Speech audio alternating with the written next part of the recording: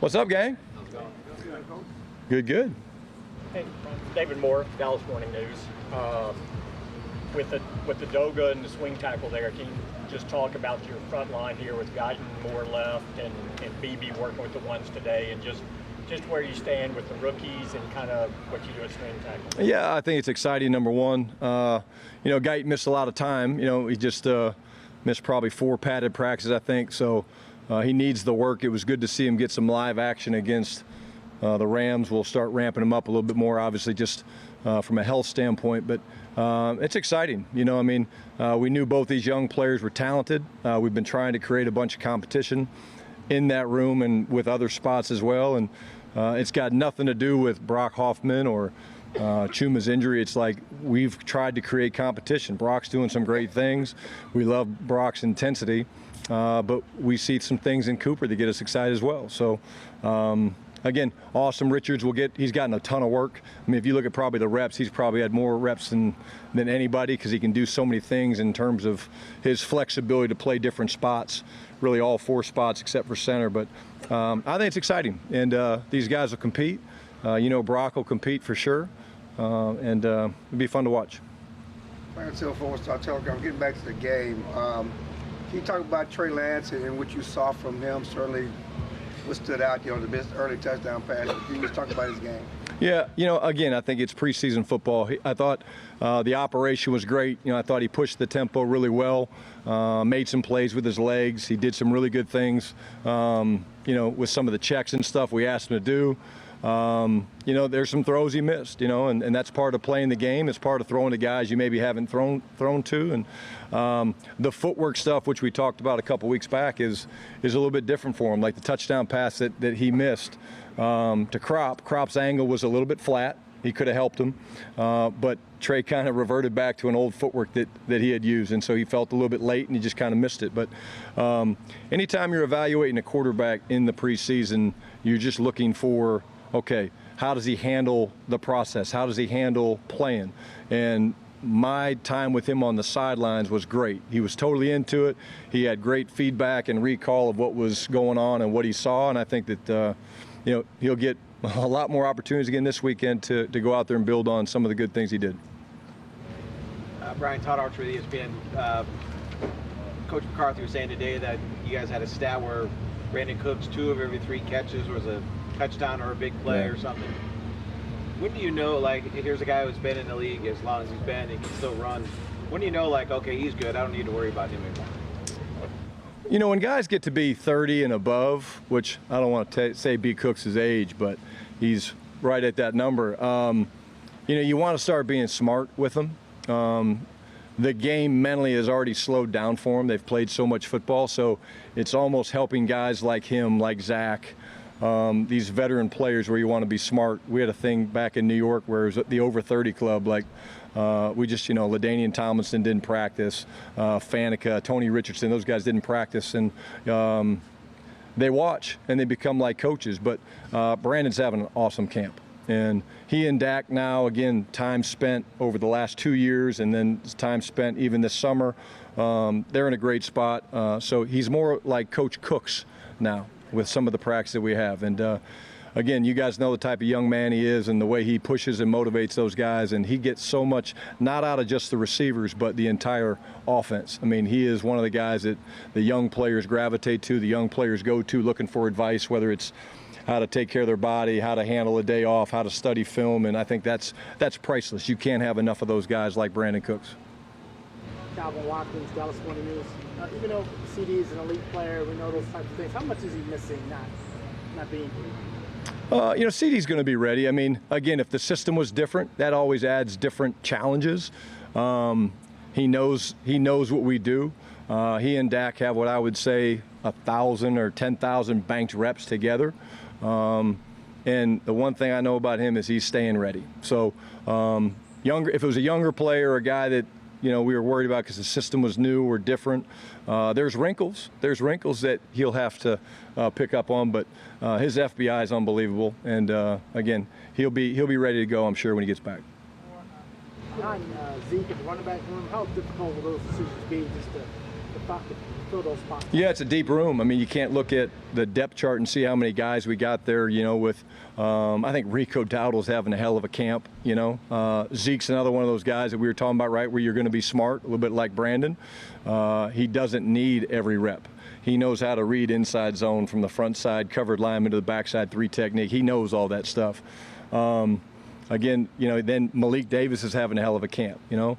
Excited to get Royce back, hopefully, you know, here in the next couple days, and Deuce back in a couple days. But it's a really deep room, and that's one of the stronger competitions, like I was talking about earlier, that you get excited, you go and you watch the film, and you're like, damn, these will be some hard decisions. And that's what we want, right? We don't want it to be easy decisions, because it means that we've got the right guys, and they're performing at the highest level. I'm Schottenheimer with The Athletic. Talking with some of the offensive players, they've said how the disguise of Mike Zimmer's defense is what has stood out probably most to them. In your eyes, you know, being out there on the field, what has stood out to you the most about Mike Zimmer's defense? You know, I think he understands offenses. The disguise is real, John. It really is. You know, they mask things well, right? So there's defensive fronts where they show you something to draw your attention, and then the pressure's coming from someplace else, and then they'll do the same thing, and you think the pressure's coming from one side, and it's coming from the other side, or they're dropping. He knows how to stress protections. Having played against him for forever, that was always a thing when you were going up against a Mike Zimmer defense, whether it was Cincinnati or Minnesota. You had to be really, really good on what we call our trouble series, which is how you handle certain blitzes. You know, what's the answer for 4 weak? What's the answer for 4 strong? How are we handling, you know, different front variations? But there's a lot. I mean, he does a lot of stuff. And so you have a solution, he's got an answer. And I think that comes from his experience and running the system for so long, and having guys like, you know, Paul Gunther that have been with him for such a long time. And it's been great work for us, because, you know, last year, again, it was blocking up all the 5 down and the speed rushers and stuff. This year it's been more of a challenge for us to block up all the different overload blitzes that they have. And it's been great to see. Sadius with The Athletic. Brian, Jalen Brooks for 2 years has seemed to be trending in the right direction. Dak mentioned him as well. Are you seeing a player who's steadily getting better and can be a factor in the offense in the regular season? Absolutely. And it has nothing to do with the go ball the other day. I mean, he ran a great route. Coop made a great throw, but it's because of the way he works, Sod, every day. I mean, this guy, I'm not going to say he's JT a year ago, but it's that type of intentionality. It's that type of work ethic. Like, he'll be the last guy off that practice field almost every day.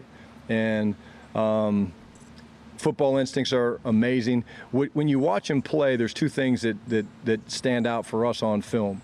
It's the aggressiveness that he comes off the line of scrimmage with. We call it jump out of your shoes, or body lean. So he's making the corner feel like, oh my God, he's going by me every time. That's really impressive, because he's a long strider. And then for a guy that's 6'2", he plays the game like he's 6'4" or 6'5". His catching radius is unbelievable. But his confidence is at a different stratosphere from where it was last year. And that's usually what happens with young players that are talented. They learn how to work. They learn how to be a little bit more intentional, and, hey, what do I need to get better at? And he's a guy that's certainly done that. Coach Michelle Montaigne, WFAA. Now that you've had time to watch film on Tyler Guyton, what did you think of while they were limited his snaps during the preseason game? And then how is it coaching a rookie who's, you know, battling his availability? Yeah, again, it's hard. I mean, when you talk to the guys that are missing time, right, they all want to be out there, especially when you're a rookie. There's a urgency, but they can get a lot out of the things that we do in meetings and some of the mocks and the walkthroughs that we do. But to watch him play the other day, the first thing that jumps out at you is his feet. I mean, his ability to kick and slide and redirect is impressive. He's an amazing athlete.